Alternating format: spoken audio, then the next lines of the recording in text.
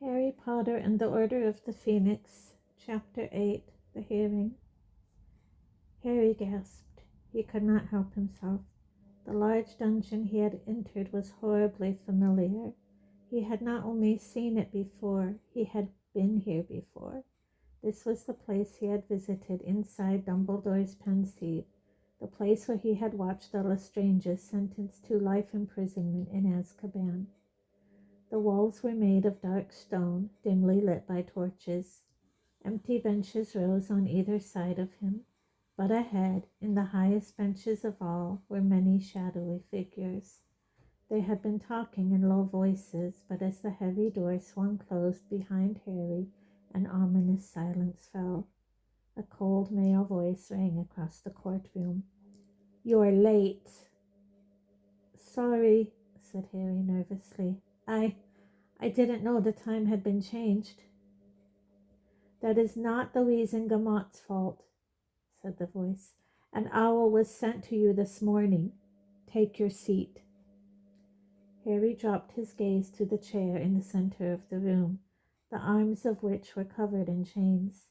He had seen those chains spring to life and bind whoever sat between them. His footsteps echoed loudly as he walked across the stone floor.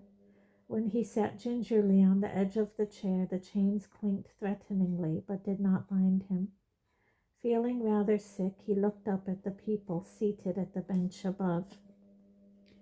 There were about 50 of them, all, as far as he could see, wearing plum-colored robes with an elaborately worked silver W on the left-hand side of the chest, and all staring down their noses at him, some with very austere expressions, others looks of frank curiosity. In the very middle of the front row sat Cornelius Fudge, the Minister for Magic. Fudge was a portly man who often sported a lime-green bowler hat, though today he had dispensed with it. He had dispensed, too, with the indulgent smile he had once worn when he spoke to Harry. A broad, square-jawed witch with very short gray hair sat on Fudge's left. She wore a monocle and looked forbidding. On Fudge's right was another witch, but she was sitting so far back on the bench that her face was in shadow. "Very well," said Fudge. "The accused being present, finally, has let us begin. Are you ready?" he called down the row. "Yes, sir," said an eager voice Harry knew. Ron's brother Percy was sitting at the very end of the front bench. Harry looked at Percy, expecting some sign of recognition from him, but none came. Percy's eyes, behind his horn-rimmed glasses, were fixed on his parchment, a quill poised in his hand. "Disciplinary hearing of the 12th of August," said Fudge in a ringing voice, and Percy began taking notes at once. "Into offenses committed under the decree for the reasonable restriction of underage sorcery and the International Statute of Secrecy by Harry James Potter, resident at No. 4 Privet Drive, Little Whinging, Surrey. Interrogators: Cornelius Oswald Fudge, Minister for Magic; Amelia Susan Bones, Head of the Department of Magical Law Enforcement; Dolores Jane Umbridge, Senior Undersecretary to the Minister; Court Scribe Percy Ignatius Weasley. A witness for the defense: Albus Percival Wulfric Brian Dumbledore," said a quiet voice from behind Harry, who turned his head so fast he cricked his neck. Dumbledore was striding serenely across the room, wearing long midnight blue robes and a perfectly calm expression. His long silver beard and hair gleamed in the torchlight as he drew level with Harry and looked up at Fudge through the half-moon spectacles that rested halfway down his very crooked nose. The members of the Wizengamot were muttering. All eyes were now on Dumbledore. Some looked annoyed, others slightly frightened. 2 elderly witches in the back row, however, raised their hands and waved in welcome. A powerful emotion had risen in Harry's chest at the sight of Dumbledore, a fortified, hopeful feeling, rather like that which Phoenix Song gave him. He wanted to catch Dumbledore's eye, but Dumbledore was not looking his way. He was continuing to look up at the obviously flustered Fudge. "Ah," said Fudge, who looked thoroughly disconcerted. "Dumbledore, yes, you, got our, message that the time and, place of the hearing had changed then?" "I must have missed it," said Dumbledore cheerfully. "However, due to a lucky mistake, I arrived at the Ministry 3 hours early, so no harm done." "Yes, well, I suppose we'll need another chair. Weasley, could you—" "Not to worry, not to worry," said Dumbledore pleasantly. He took out his wand, gave it a little flick, and a squashy chintz armchair appeared out of nowhere next to Harry. Dumbledore sat down, put the tips of his long fingers together, and looked at Fudge over them with an expression of polite interest. The Wizengamot was still muttering and fidgeting restlessly. Only when Fudge spoke again did they settle down. "Yes," said Fudge again, shuffling his notes. "Well then, so, the charges. Yes." He extricated a piece of parchment from the pile before him, took a deep breath, and read out, "The charges against the accused are as follows: that he did knowingly, deliberately, and in full awareness of the illegality of his actions, having received a previous written warning from the Ministry of Magic on a similar charge, produce a Patronus charm in a Muggle-inhabited area in the presence of a Muggle on the 2nd of August at 23 minutes past 9, which constitutes an offense under paragraph C of the decree for the reasonable restriction of underage sorcery, 1875, and also under section 13 of the International Confederation of Warlock Statute of Secrecy. You are Harry James Potter of number 4 Privet Drive, Little Whinging, Surrey," Fudge said, glaring at Harry over the top of his parchment. "Yes," said Harry. "You received an official warning from the Ministry for using illegal magic 3 years ago, did you not?" "Yes, and yet you conjured a Patronus on the night of the 2nd of August?" said Fudge. "Yes," said Harry, "but knowing that you are not permitted to use magic outside school while you are under the age of 17? "Yes, but knowing that you were in an area full of Muggles?" "Yes, but fully aware that you were in close proximity to a Muggle at the time?" "Yes," said Harry angrily, "but I only used it because we were—" The witch with the monocle cut across him in a booming voice. "You produced a fully fledged Patronus?" "Yes," said Harry, "because—" "A corporeal Patronus." What?" said Harry. "Your Patronus had a clearly defined form? I mean to say it was more than vapor or smoke?" "Yes," said Harry, feeling both impatient and slightly desperate. "It's a stag. It's always a stag." "Always?" boomed Madame Bones. "You have produced a Patronus before now?" "Yes," said Harry. "I've been doing it for over a year." "And you are 15 years old?" "Yes, and—" "You learned this at school?" "Yes, Professor Lupin taught me in my 3rd year because of the—" "Impressive," said Madame Bones, staring down at him. "A true Patronus at his age. Very impressive indeed." Some of the wizards and witches around her were muttering again.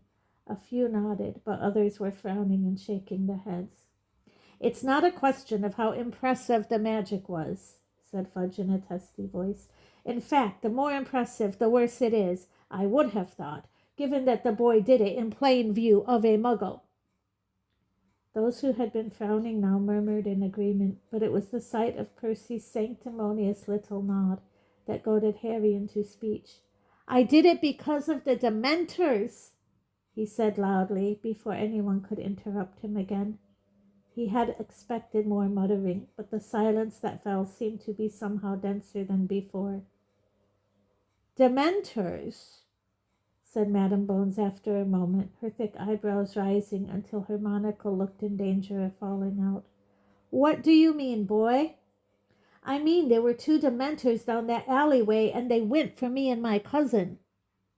Ah, said Fudge again, smirking unpleasantly as he looked around at the Wizengamot, as though inviting them to share the joke. Yes, yes, I thought we'd be hearing something like this. Dementors in Little Whinging, Madam Bones said in a tone of great surprise. I don't understand. Don't you, Amelia? Said Fudge, still smirking. Let me explain.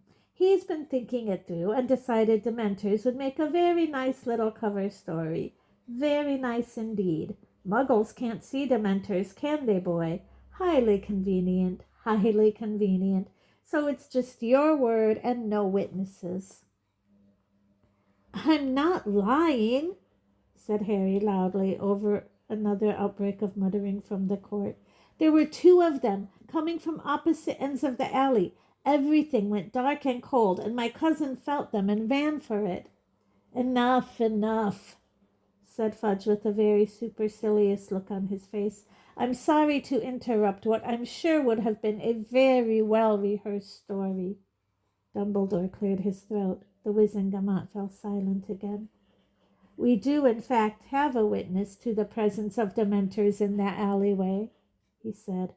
Other than Dudley Dursley, I mean. Fudge's plump face seemed to slacken, as though somebody had let air out of it.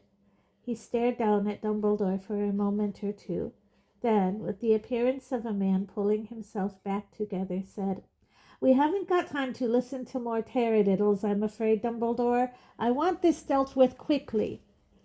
I may be wrong, said Dumbledore pleasantly, but I am sure that under the Wizengamot Charter of Rights the accused has the right to present witnesses for his or her case. Isn't that the policy of the Department of Magical Law Enforcement, Madam Bones? He continued, addressing the witch in the monocle. True, said Madam Bones. Perfectly true. Oh, very well, snapped Fudge. Where is this person? I brought her with me, said Dumbledore. She's just outside the door. Should I? No, Weasley, you go, Fudge barked at Percy, who got up at once, ran down the stone steps from the judge's balcony, and hurried past Dumbledore and Harry without glancing at them. A moment later Percy returned, followed by Mrs. Figg. She looked scared and more batty than ever. Harry wished she had thought to change out of her carpet slippers. Dumbledore stood up and gave Mrs. Figg his chair, conjuring a second one for himself. Full name, said Fudge loudly, when Mrs. Figg had perched herself nervously on the very edge of her seat. Arabella Doreen Figg, said Mrs. Figg in her quavery voice. And who exactly are you? Said Fudge in a bored and lofty voice. I'm a resident of Little Whinging, close to where Harry Potter lives, said Mrs. Figg. We have no record of any witch or wizard living in Little Whinging other than Harry Potter, said Madam Bones at once. That situation has always been closely monitored, given past events. I'm a squib, said Mrs. Figg, so you wouldn't have me registered, would you? A squib, eh? Said Fudge, eyeing her suspiciously. We'll be checking that. You'll leave details of your parentage with my assistant Weasley. Incidentally, can squibs see Dementors? He added, looking left and right along the bench. Yes, we can, said Mrs. Figg indignantly. Fudge looked back down at her, his eyebrows raised. Very well, he said aloofly. What is your story? I had gone out to buy cat food from the corner shop at the end of Wisteria Walk, around about 9 o'clock on the evening of the 2nd of August, gabbled Mrs. Figg at once, as though she had learned what she was saying by heart, when I heard a disturbance down the alleyway between Magnolia Crescent and Wisteria Walk. On approaching the mouthway of the alleyway, I saw Dementors running. Running, said Madam Bones sharply. Dementors don't run, they glide. That's what I meant to say, said Mrs. Figg quickly, patches of pink appearing in her withered cheeks, gliding along the alley towards what looked like two boys. What did they look like? Said Madam Bones, narrowing her eyes so that the edge of the monocle disappeared into her flesh. Well, one was very large and the other one rather skinny. No, no, said Madame Bones impatiently. The Dementors. Describe them. Oh, said Mrs. Fig, the pink flush creeping up her neck now. They were big, big, and wearing cloaks. Harry felt a horrible sinking in the pit of his stomach. Whatever Mrs. Fig might say, it sounded to him as though the most she had ever seen was a picture of a Dementor, and a picture could never convey the truth of what these beings were like, the eerie way they moved, hovering inches about over the ground, or the rotting smell of them, or that terrible rattling noise they made as they sucked on the surrounding air. In the second row, a dumpy wizard with a large black mustache leaned close to whisper in the ear of his neighbor, a frizzy-haired witch. She smirked and nodded. Big and wearing cloaks, repeated Madame Bones coolly, while Fudge snorted derisively. I see. Anything else? Yes, said Mrs. Fig. I felt them. Everything went cold, and this was a very warm summer's night, mark you. And I felt as though all happiness had gone from the world, and I remembered dreadful things. Her voice shook and died. Madame Bones's eyes widened slightly. Harry could see red marks under her eyebrow where the monocle had dug into it. What did the Dementors do? She asked, and Harry felt a rush of hope. They went for the boys, said Mrs. Fig, her voice stronger and more confident now, the pink flush ebbing away from her face. One of them had fallen. The other was backing away, trying to repel the Dementor. That was Harry. He tried twice and produced only silver vapor. On the third attempt he produced the Patronus, which charged down the first Dementor, and then, with his encouragement, chased the second one away from his cousin, and that is what happened, Mrs. Fig finished somewhat lamely. Madame Bones looked at Mrs. Fig in silence. Fudge was not looking at her at all, but fidgeting with his papers. Finally, he raised his eyes and said rather aggressively, That's what you saw, is it? That is what happened, repeated Mrs. Fig. Very well, said Fudge. You may go. Mrs. Fig cast a frightened look from Fudge to Dumbledore, then got up and shuffled off towards the door. Harry heard it thud shut behind her. Not a very convincing witness, said Fudge loftily. Oh, I don't know, said Madame Bones in her booming voice. She certainly described the effects of a Dementor attack very accurately, and I can't imagine why she would say they were there if they weren't.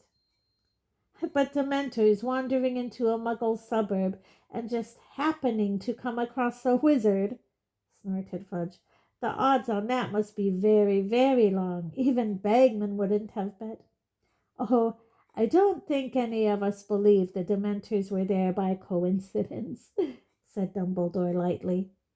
The witch, sitting to the right of Fudge, with her face in shadow, moved slightly, but everyone else was quite still and silent.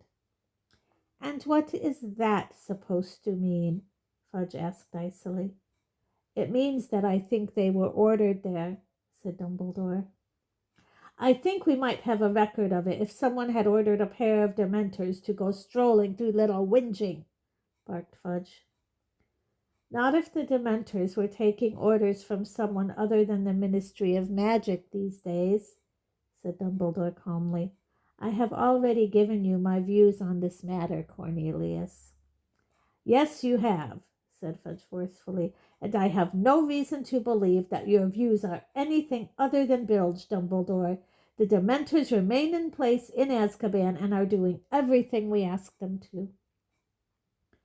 Then, said Dumbledore quietly but clearly, we must ask ourselves why somebody within the Ministry ordered a pair of Dementors into that alleyway on the 2nd of August. In the complete silence that greeted these words, the witch to the right of Fudge leaned forward so that Harry saw her for the first time. He thought she looked just like a large pale toad, She was rather squat, with a broad, flabby face, as little neck as Uncle Vernon, and a very wide, slack mouth. Her eyes were large, round, and slightly bulging. Even the little black velvet bow perched on top of her short, curly hair put him in mind of a large fly she was about to catch on a long, sticky tongue. The chair recognizes Dolores Jane Umbridge, Senior Undersecretary to the Minister, said Fudge. The witch spoke in a fluttery, girlish, high-pitched voice that took Harry aback. He had been expecting a croak. I'm sure I must have misunderstood you, Professor Dumbledore, she said with a simper that left her big round eyes as cold as ever. So silly of me. But it sounded for a teensy moment as though you were suggesting that the Ministry of Magic had ordered an attack on this boy. She gave a silvery laugh that made the hairs on the back of Harry's neck stand up. A few other members of the Wizengamot laughed with her. It could not have been plainer that not one of them was really amused. If it is true that the Dementors are taking orders only from the Ministry of Magic, and it is also true that 2 Dementors attacked Harry and his cousin a week ago, then it follows logically that somebody at the Ministry might have ordered the attacks, said Dumbledore politely. Of course, these particular Dementors may have been outside Ministry control. There are no Dementors outside Ministry control, snapped Fudge, who had turned brick red. Dumbledore inclined his head in a little bow. Then undoubtedly the Ministry will be making a full inquiry into why 2 Dementors were so very far from Azkaban and why they attacked without authorization. It is not for you to decide what the Ministry of Magic does or does not do, Dumbledore, snapped Fudge, now a shade of magenta of which Uncle Vernon would have been proud. Of course it isn't, said Dumbledore mildly. I was merely expressing my confidence that this matter will not go uninvestigated. He glanced at Madame Bones, who readjusted her monocle and stared back at him, frowning slightly. I would remind everybody that the behavior of these Dementors, if indeed they are not figments of the boy's imagination, is not the subject of this hearing, said Fudge. We are here to examine Harry Potter's offenses under the decree for the reasonable restriction of underage sorcery. Of course we are, said Dumbledore, but the presence of Dementors in that alleyway is highly relevant. Clause 7 of the decree states that magic may be used before Muggles in exceptional circumstances, and as those exceptional circumstances include situations which threaten the life of the wizard or witch, him or herself, or any witches, wizards, or Muggles present at the time of the... We are familiar with Clause 7, thank you very much, snarled Fudge. Of course you are, said Dumbledore courteously. Then we are in agreement that Harry's use of the Patronus charm in these circumstances falls precisely into the category of exceptional circumstances the clause describes? If there were Dementors, which I doubt... You have heard it from an eyewitness, Dumbledore interrupted. If you still doubt her truthfulness, call her back, question her again. I am sure she would not object. That's not, blustered Fudge, fiddling with the papers before him. I want this over today, Dumbledore. But naturally you would not care how many times you heard from a witness if the alternative was a serious miscarriage of justice, said Dumbledore. Serious miscarriage, my hat, said Fudge at the top of his voice. Have you ever bothered to tot up the number of cock and bull stories this boy has come out with, Dumbledore, while trying to cover up his flagrant misuse of magic out of school? I suppose you've forgotten the hover charm he used 3 years ago. That wasn't me, it was a house elf, said Harry. You see, roared Fudge, gesturing flamboyantly in Harry's direction. "Ah, house elf, in a muggle house, I ask you." "The house elf in question is currently in the employ of Hogwarts School," said Dumbledore. "I can summon him here in an instant to give evidence, if you wish." I not I haven't got time to listen to house elves. Anyway, that's not the only He blew up his aunt, for God's sake," Fudge shouted, banging his fist on the judge's bench and upsetting a bottle of ink.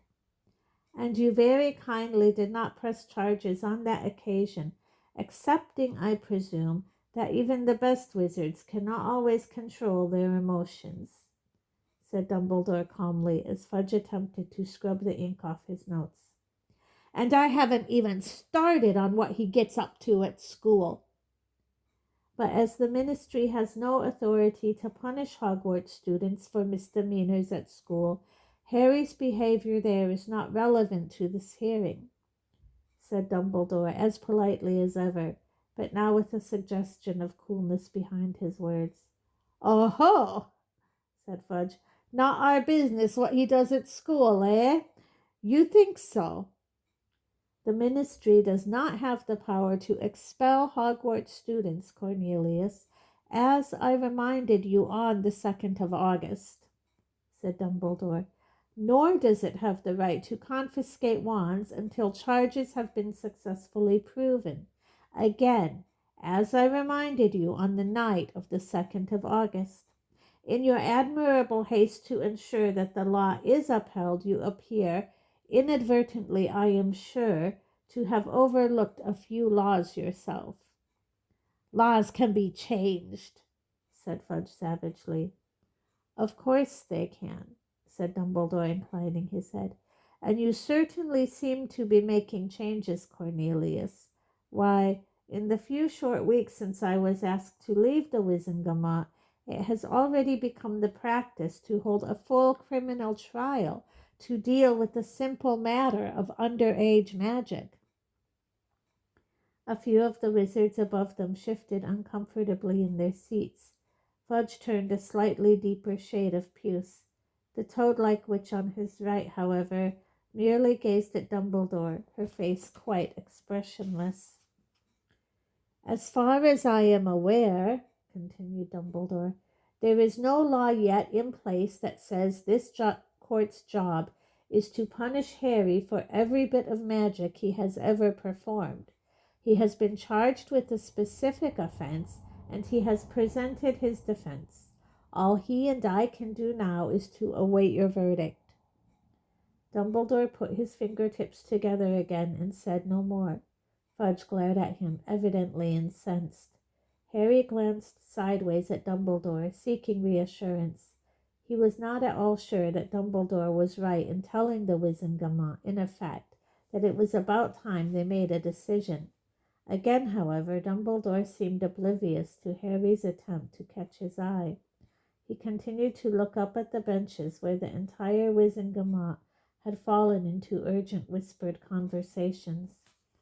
Harry looked at his feet.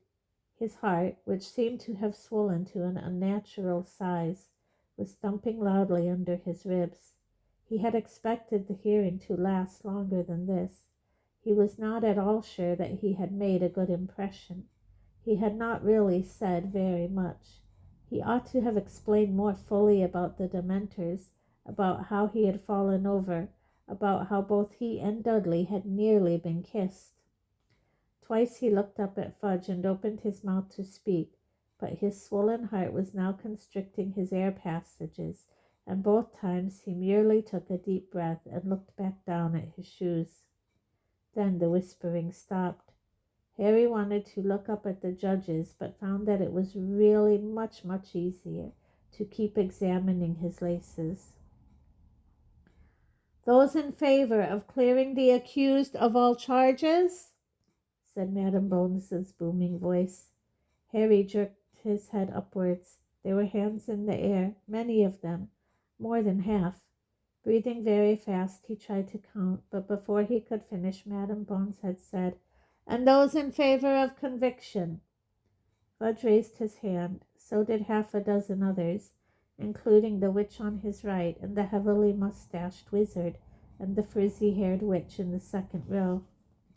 Fudge glanced around at them all, looking as though there was something large stuck in his throat, then lowered his own hand. He took 2 deep breaths and said, in a voice distorted by suppressed rage, "Very well, very well. Cleared of all charges." "Excellent," said Dumbledore briskly, springing to his feet, pulling out his wand and causing the 2 chintz armchairs to vanish. "Well, I must be getting along. Good day to you all." And without looking once at Harry, he swept from the dungeon.